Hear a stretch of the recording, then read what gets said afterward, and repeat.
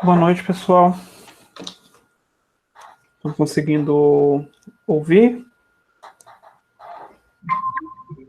Boa noite, professor. Sim. Boa noite. Hoje nós vamos falar sobre alguns aspectos introdutórios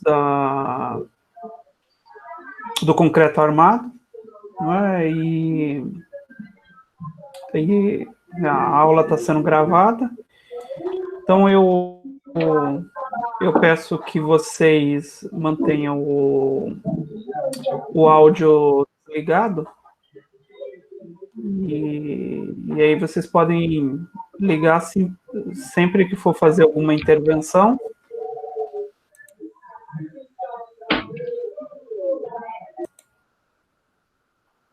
Ou quando for fazer uma intervenção, vocês ligam e logo após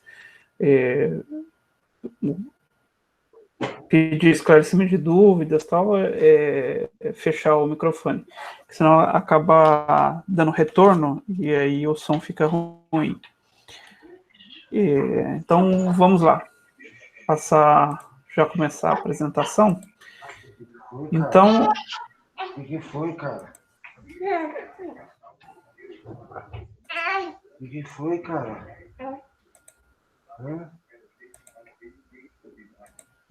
Vamos desativar mais um som aqui. Então, agora vamos lá. Então, nós vamos falar sobre os aspectos introdutórios ao cálculo em concreto armado. São informações, assim, vamos dizer, fundamentais ao cálculo e básicas, né? Então, vamos lá primeiro falar sobre o que é o concreto armado, né? O concreto armado, ele é a associação entre o concreto simples, ou seja, aquela mistura sem armaduras, e uma armadura, né, as barras de ferro.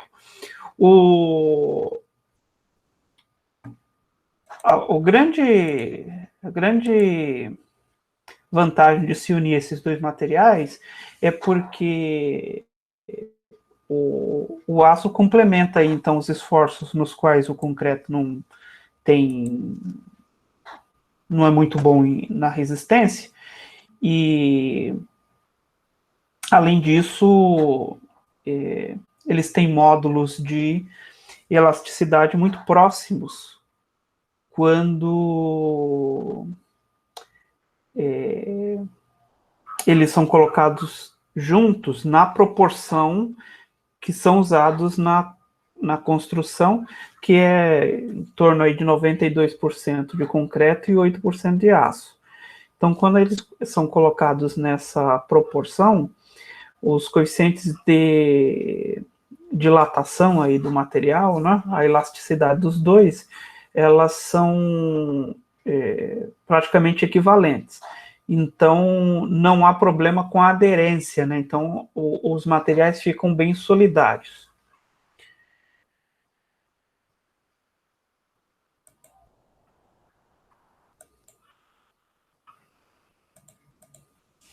Então, vamos lá.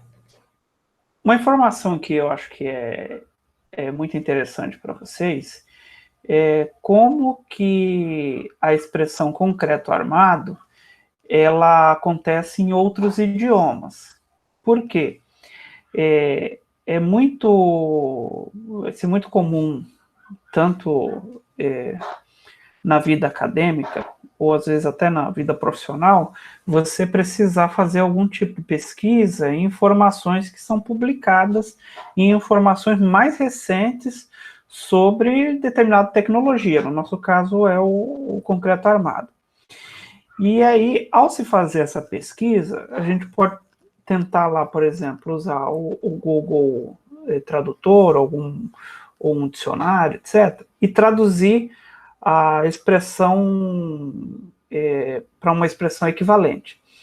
Isso nem sempre dá certo, porque a expressão, às vezes, não é vertida de modo literal, né? E não sendo vertida de modo literal,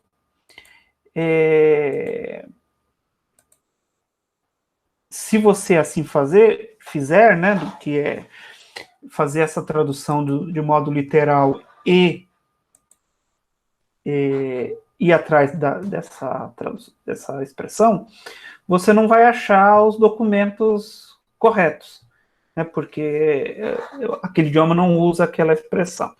Então, eu selecionei aí 3 idiomas que os principais, né? O português é o nosso idioma, mas nós falamos concreto armado. Mas em português também, quando a gente está falando em Portugal, eles não usam a expressão concreto armado.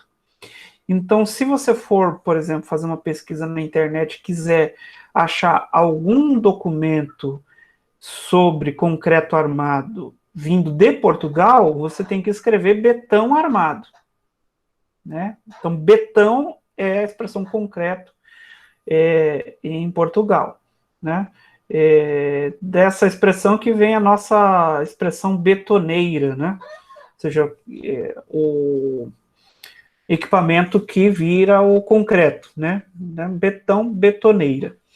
Em espanhol, né, a expressão aí para concreto armado é hormigão armado, e em inglês, reinforced concrete. Então, por exemplo, aqui em inglês, uma tradução literal seria concreto reforçado, né? Mas, e se você fosse fazer uma tradução literal do português para o inglês, seria armed concrete, né? Mas não é essa expressão que eles usam para o concreto, né? Eles usam essa expressão concreto reforçado, reforçado com as armaduras. Então, se você precisar fazer umas pesquisas, você já tem as expressões corretas e você vai achar uma infinidade de material publicado em inglês, você tem muita coisa. Vamos lá, os pré-requisitos para acompanhar este curso, né? Os pré-requisitos, além das disciplinas das mais diversas aí no curso, por exemplo, materiais de construção civil, LAMASSE, é importante todos aqueles conceitos que vocês aprenderam lá com o professor Delcides, traço, o FCK do concreto, né? Isso é importante. Mas a disciplina que ela conduz a nossa disciplina aqui é a de mecânica das estruturas. Então, você precisa saber fazer o cálculo das reações de apoio de estruturas isostáticas, o cálculo de reações de apoio de estruturas isostáticas ou até hiperestáticas, usando software de análise estrutural, tipo F2, se você estiver usando computador, né? E o BIM Design é um app para celular, né? Funciona em Android. E aí, se vocês não conhecerem ainda esses dois softwares, eles são gratuitos, né? Vocês podem baixar e o uso é intuitivo, e no caso do F2 você tem um manual disponível, né, no próprio site que você baixa este software, né? E na apostila de mecânica das estruturas tem todo um tutorial lá que explica o uso dessas ferramentas. É importante saber também elaborar os diagramas de esforços, né, aqueles gráficos, tanto de momento fletor como de esforços cortantes. Então, essa é a base para o cálculo estrutural, porque são essas ferramentas que possibilitam que nós façamos a modelagem matemática das estruturas. Então, nesse curso, o que você vai aprender né, chegar ao final, qual que é o objetivo de torná-lo competente no quê? no cálculo e dimensionamento das estruturas de concreto de edificações de pequeno porte com arcabouço regular e simples. O que quer dizer isso? Que mesmo que seja de pequeno porte, não pode ser uma edificação com configurações,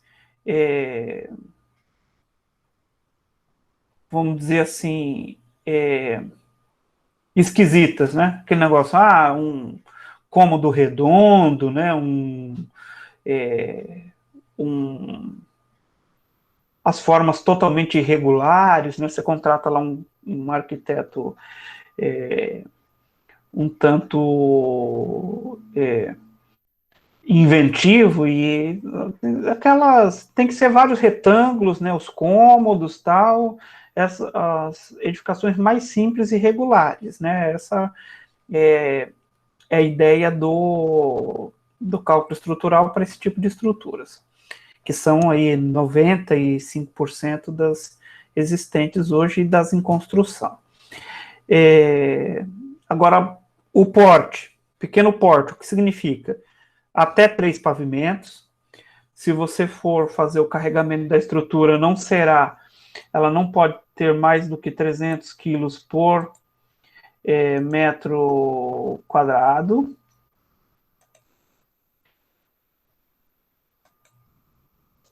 A altura de pilares de até 3 metros, né?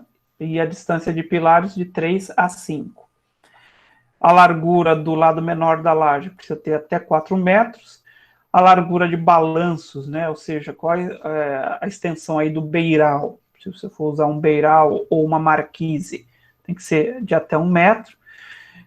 No cálculo aprendido nesse curso, você não tem nenhum tipo de consideração do efeito de vento, e por ser, inclusive, um cálculo de concreto armado e não de concreto protendido, nós não trabalhamos com nenhuma espécie de proteção. Então,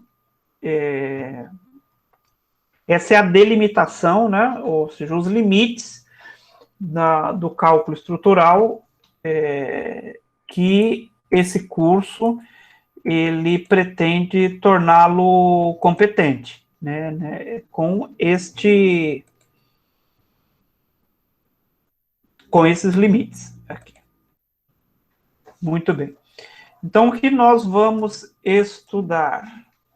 Né? Nós vamos estudar, então, o cálculo da estrutura, que vocês devem ter visto lá em Mecânica das Estruturas, que é um conjunto de elementos interligados, né, que fazem um todo estrutural, né, com a ideia de cada elemento estar conectado ao outro com uma finalidade de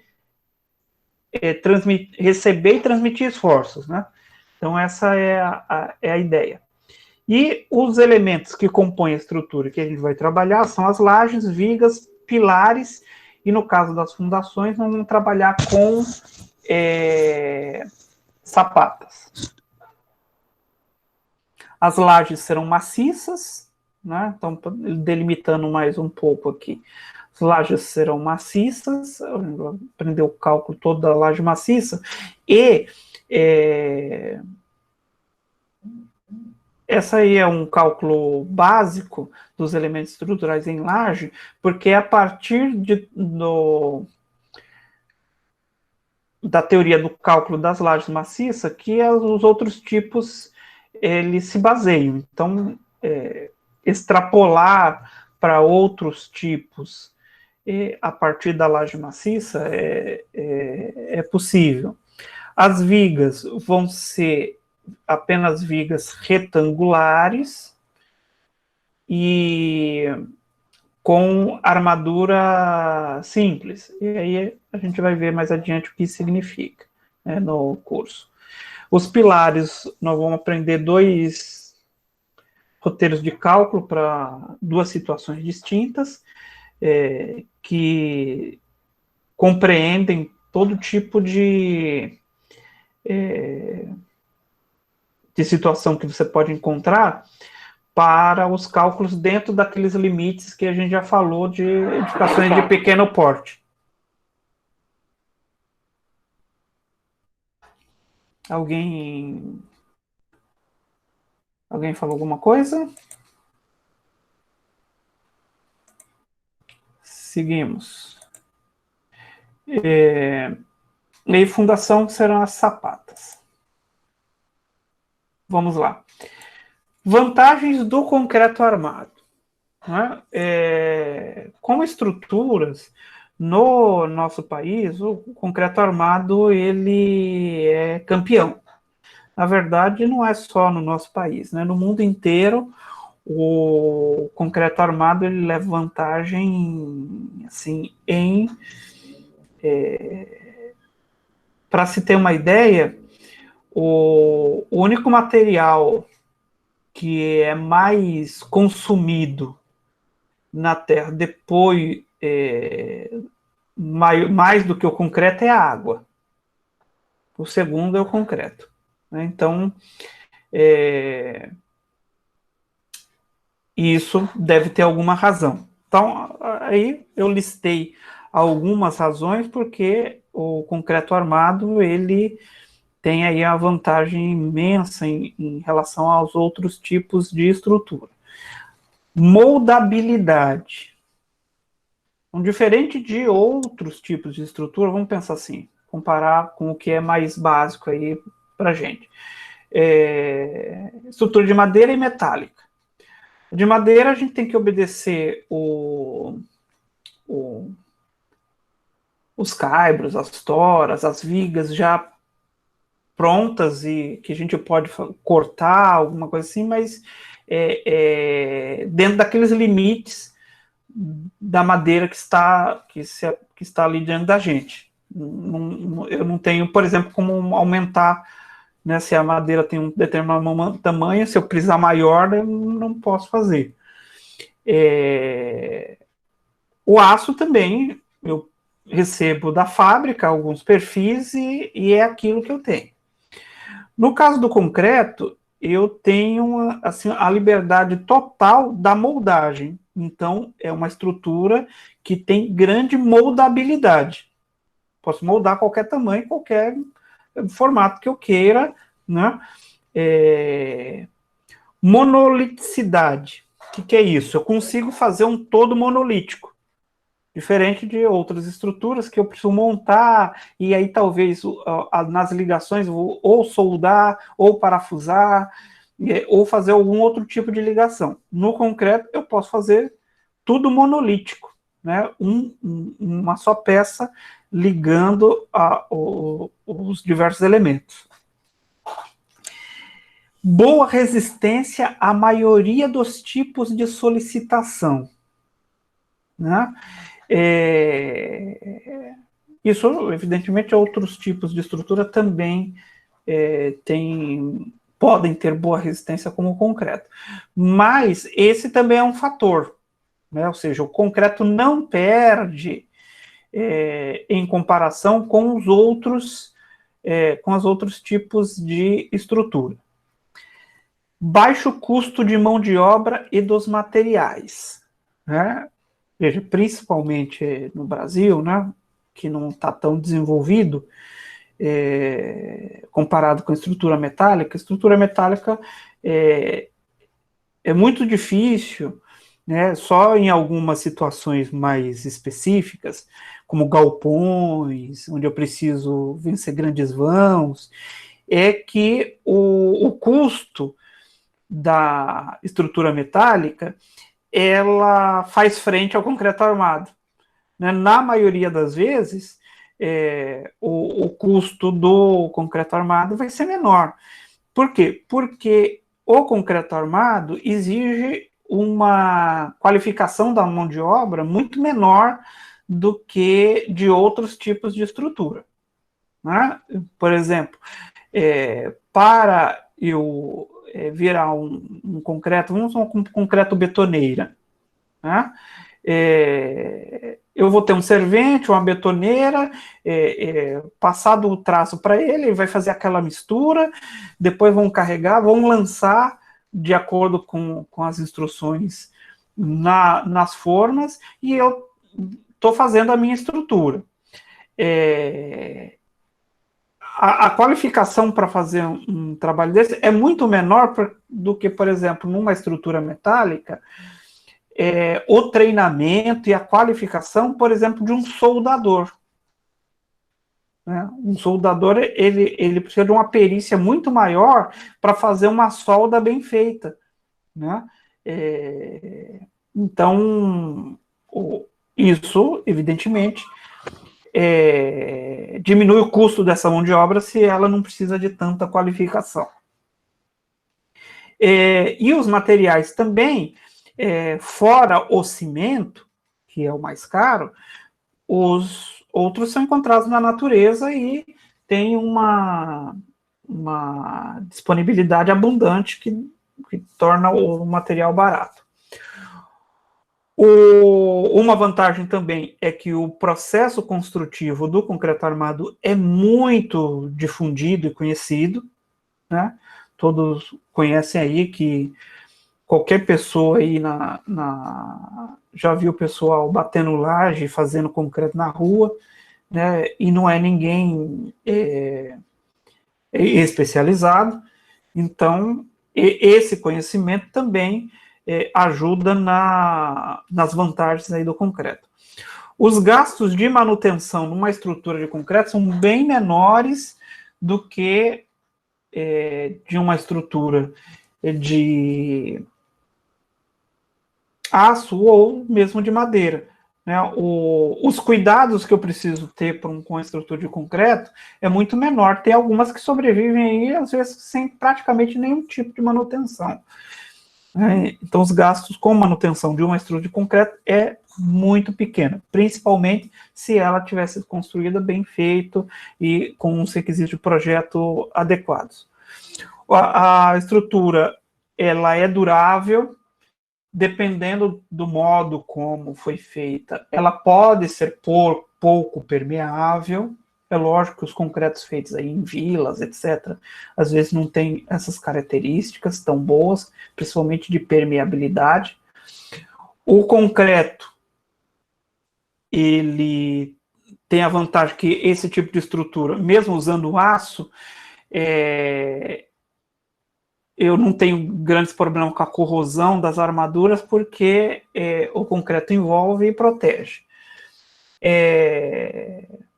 É uma estrutura muito mais segura contra o fogo do que, por exemplo, metálica e de madeira, né? A madeira é realmente suscetível ao fogo, e a metálica, ela pode ser levada ao escoamento muito fácil e vir a ruptura dela. E até pela robustez da estrutura de concreto, a estrutura de concreto, mais do que outras estruturas, é resistente a choques e vibrações, efeitos térmicos e às intempéries também, né, os efeitos atmosféricos. Quais são as restrições do concreto, né, ou a gente pode falar de desvantagens? Do concreto, né, eu coloquei até só concreto, em vez de concreto armado. Porque o concreto tem baixa resistência à tração. Né? Então, essa seria uma desvantagem. Dependendo de como ele é feito, eu tenho um grau de fissuração possível aí no concreto. Um outro probleminha do concreto, em comparado com os outros tipos, principalmente, é que o peso próprio dele é bem mais elevado. Né? Então, por exemplo, uma coluna, uma viga de aço, para vencer o mesmo vão, ela pode ser muito menor, e, portanto, o peso ser muito menor também, do que uma viga, um pilar de concreto. O custo de formas para a moldagem do concreto também é o principal probleminha aí, né, com o concreto. Eu preciso de formas, e as formas normalmente são caras, né, as formas de madeira é um problema, né, para o concreto. E a corrosão das armaduras, né, dependendo aí de como o concreto é feito e depois como ela é feita a manutenção. Essas são as desvantagens, né? Vejam que são bem menores do que todas aquelas vantagens que a gente listou anteriormente.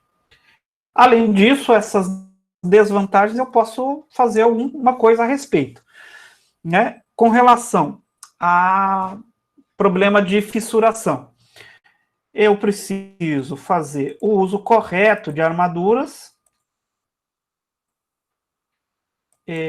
com barras de aço adequadas e a limitação de diâmetros, né? Ou seja, com o diâmetro quanto menor, principalmente para lajes, ele diminui a tensão na armadura e, portanto, problemas com fissuração, né? Então, eu tenho que fazer um uso adequado aí, dentro dos limites que a norma estabelece, e nós vamos ver isso quando a gente for calcular as peças. Peso próprio elevado. O que eu posso fazer?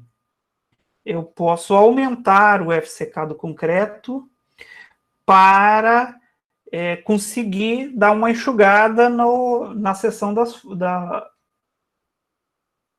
peças, né? Então, isso é uma maneira de contrabalançar aí a questão do peso próprio elevado. O custo das formas, eu posso usar formas, se eu estiver usando formas de madeira, de melhor qualidade, de maneira que eu possa fazer um reaproveitamento em mais vezes, né? Ou usar formas metálicas, né? Mas isso acaba sendo mais útil ou em estruturas pré-fabricadas, ou se eu estiver fazendo uma estrutura com grande repetição, né, de peças. Aí as estruturas, as formas metálicas, elas têm a sua justificativa. Corrosão das armaduras. Eu posso fazer o controle de fissuração, tanto no processo de cura, que vocês devem ter visto em Masse, né, que ajuda aí a diminuir o calor de hidratação e, consequentemente, a ocorrência de fissuras. E nós vamos ver durante o curso, principalmente no cálculo das peças, que eu devo fazer um cobrimento adequado da armadura. Isso também vai ajudar no combate à corrosão dessas armaduras. Vamos lá. A partir daqui, eu vou, bem rapidamente, mostrar as diversas características do concreto e que nós vamos usar no curso, né? Ou seja, vai ser o nosso dia a dia. Eu vou mostrar o que nós vamos ver, a linguagem que, quando eu falar disso, ninguém pode ficar espantado, né? Então, decorem mesmo, né? Memorizem as informações, que elas vão ser importantes. Classe de resistência, né? Quando eu falo em classe de resistência, eu estou falando diretamente da resistência à compressão, mas esse é o termo que a norma usa. Nós vamos trabalhar apenas com o concreto, cujas classes de resistência estão no grupo 1, que é do FCK 20 até o FCK 50. Né?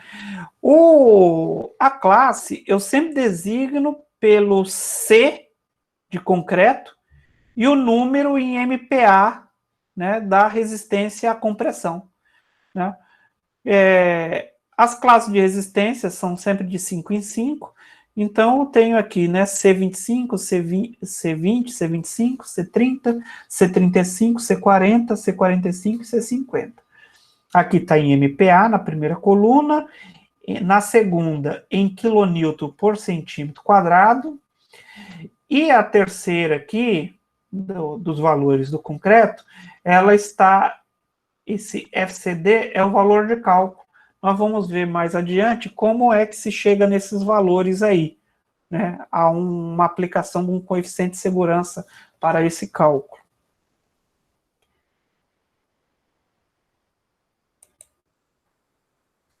Resistência à compressão, né? O que a gente viu ali nas classes de resistência, mas vamos explicar um pouquinho mais sobre as siglas associadas à resistência à compressão.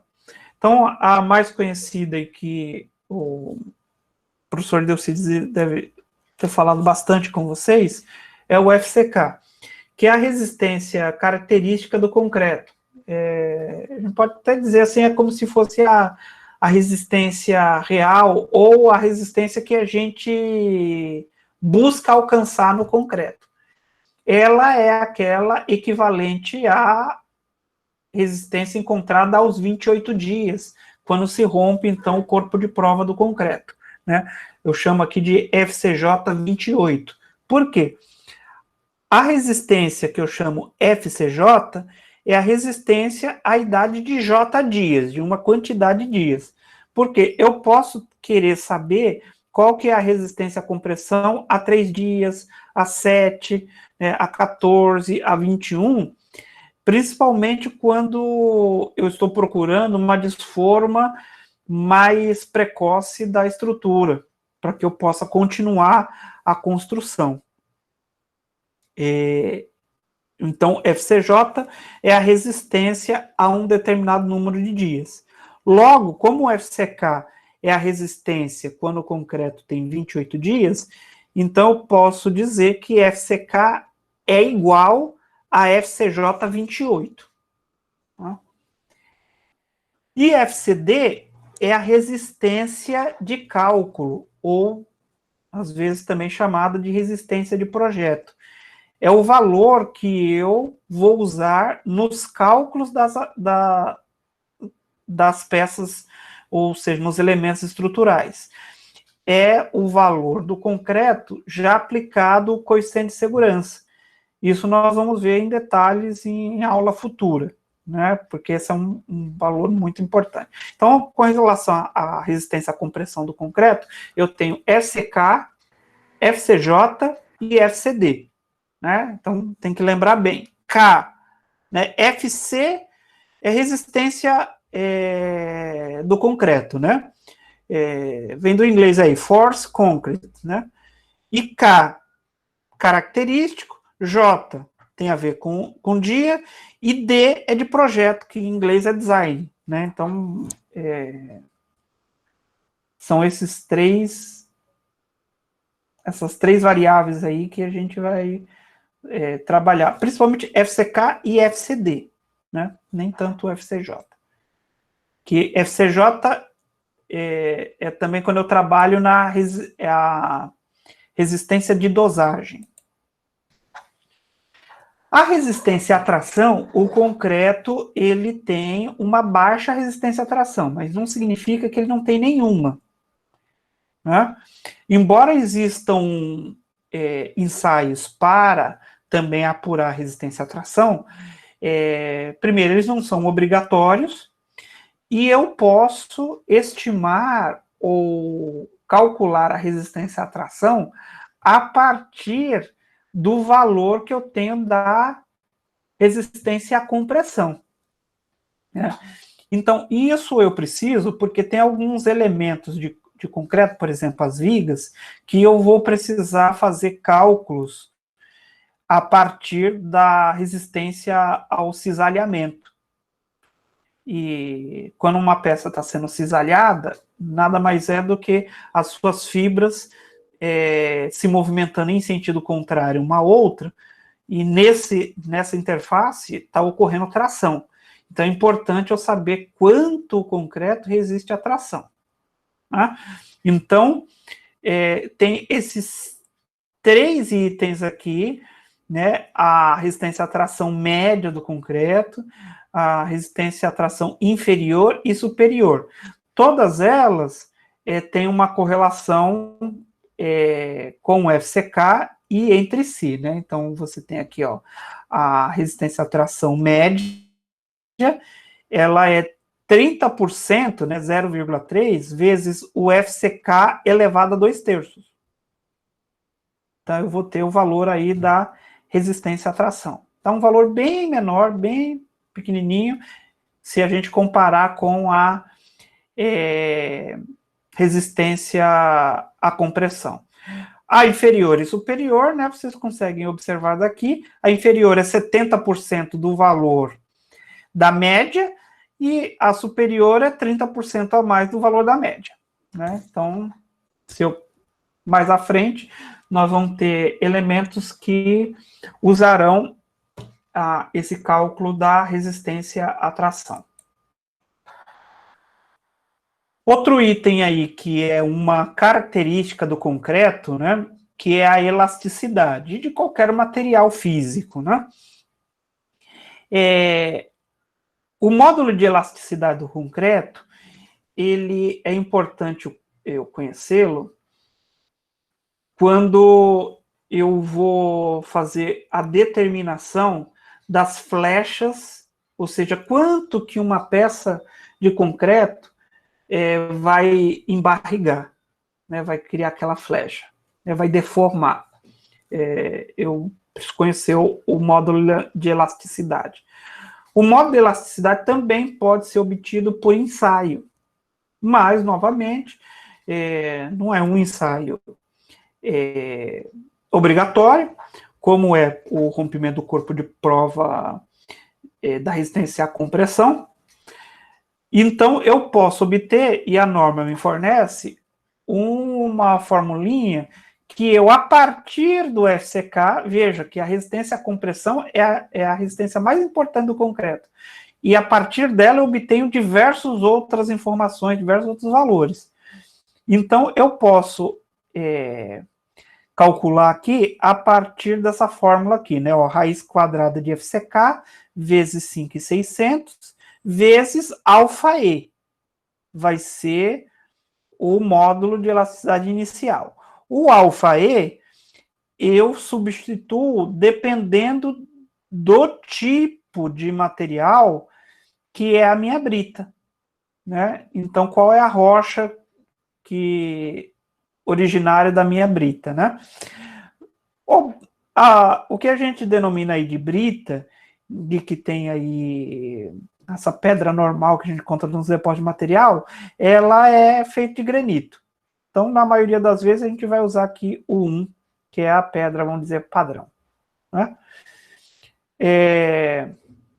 Cálculo do módulo de elasticidade secante, esse aqui que é o mais usado, porque ele estabelece a elasticidade já junto com os outros materiais constituintes, né? Por exemplo, junto com o aço. Então, eu pego o valor que eu obtive aqui na elasticidade inicial, né? Divido por 400, somo 0,8 e eu tenho o meu módulo de elasticidade secante, né? Esse é um dado, especificamente, que nós vamos usar no cálculo de flecha de lajes.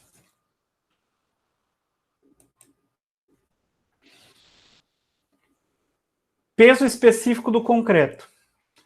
O concreto simples, ele tem um peso aí, não sei se vocês talvez lembrem de aulas de Masse, e lá se falava em quilos, né? Que o concreto tinha em torno de 2.400 quilos, 2.450, e aí varia de acordo com a mistura. E aí talvez vocês tivessem que calcular o peso do concreto. Mas falando sempre em quilos. Nós vamos trabalhar aqui com as unidades de peso, unidade de norma. Então, nós vamos trabalhar com quilonewton, né? Newton é uma unidade de força. Então, concreto simples, né? Aí aqui eu tenho o símbolo do peso específico, né? Que é a letra grega gama, né? Então, o gama, né, do concreto simples é 24 kN por metro cúbico, e do concreto armado, né, o gama de Ca é 25 quilonewtons por metro cúbico, né? Esses são valores que são especificados em norma. Isso aqui está na NBR 6120, né? Mas podem ser adotados outros valores dependendo das características específicas de concreto, principalmente se eu for usar algum tipo de concreto pesado, que às vezes é usado em salas de radiologia, né? E também, por exemplo, se fosse fazer uma usina nuclear, né? Aí o peso do concreto é bem maior.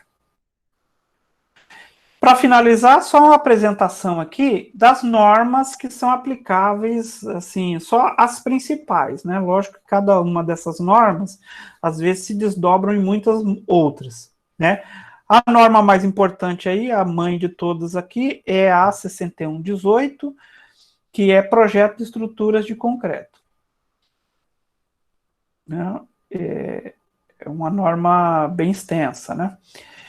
Teve uma revisão recente, a norma de cargas para cálculo de estrutura de concreto, a 6120, ela antes tinha assim, umas 4, 5 páginas, hoje acho que tem mais de 70 páginas. Foi revisada e bem pormenorizada. Mas ela é basicamente uma norma que lista, tem tabelas e mais tabelas com peso dos materiais, para que eu possa fazer o cálculo das cargas de uma estrutura. A 8681 é uma norma que traz todo tipo de situação, em situação favorável e desfavorável, de segurança nas estruturas. E ela trabalha muito com a questão dos coeficientes de segurança. No nosso caso, a gente usa coeficientes de segurança muito simplificados, de modo que a 6118 ela já atende a gente, porque ela também discorre um pouquinho sobre o que a 6881, 8681 fala. A 8953 aqui, que é o concreto para fins estruturais, ela faz simplesmente aí uma classificação e uma divisão sobre como a gente pode classificar o concreto. Basicamente isso. E aí a gente está no concreto do grupo 1, conforme eu falei lá no início. A 7480 é a norma que lista todas as características e até quais são os padrões de fabricação para os aços para concreto armado. E a 7481 também é aço, né, para concreto armado, mas aquelas telas de aço soldada, muito usadas nas estruturas para lajes, né? Usa-se também bastante para pisos, para armação de pisos, mas eu posso também usar para lajes, principalmente laje treliçada, né? E a 14931, eu sempre gosto de colocar ela também como uma das normas, porque o projetista de concreto armado, embora ele não vá fazer a execução, porque essa daqui seria uma mais aplicado a concreto visto lá em TPC. Embora o projetista não vá fazer a execução, é impossível ele não pensar na execução para fazer um bom projeto. Então, essa é uma norma que também precisa estar aí na visão do projetista de estruturas. As normas de aço estão em revisão, né? Então, provavelmente, nós vamos ter aí no próximo ano uma norma nova para aço de concreto armado. E terminamos a nossa apresentação por aqui. Vocês querem fazer algum tipo de pergunta, questionamento aí? Dúvidas?